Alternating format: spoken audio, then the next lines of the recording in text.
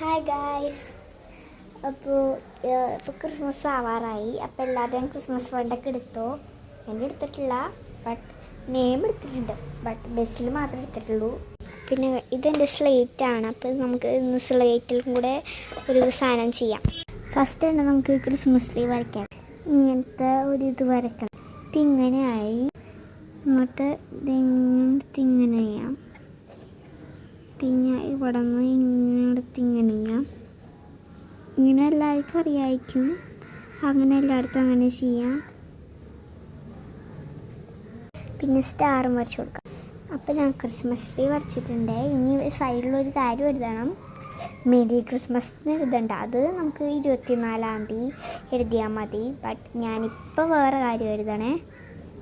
ഞാനെപ്പോഴും കർസീവാണ് എഴുതാറ്, പക്ഷേ ഇപ്പോൾ ഇതിന് ഞാൻ കർസീവ് എഴുതാറില്ല.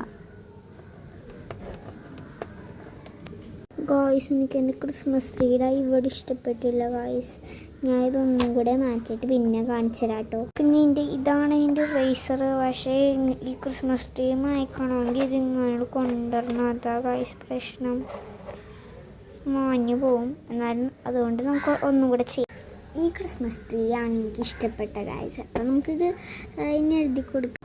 അപ്പോൾ ഇതാണ് നമ്മുടെ ഇത്. ഇനി കുറച്ച് ഡെക്കറേഷൻ ചെയ്ത് കൊടുക്കാം. പിന്നെ ഈ കാണുന്ന സാധനം ബ്രോഡ്വേന്ന് വാങ്ങിച്ചതാണ്. ഇപ്പം ഞാൻ ഇതിനകത്ത് ടേപ്പ് ഒട്ടിച്ചു കൊടുത്തിട്ടുണ്ട്. ഇതിങ്ങനെ ഒട്ടിക്കാം. ബാക്കിൽ നമുക്ക് ഒട്ടിക്കാം. കണ്ട, ഇതിങ്ങനെ വെച്ചിട്ടുണ്ട്.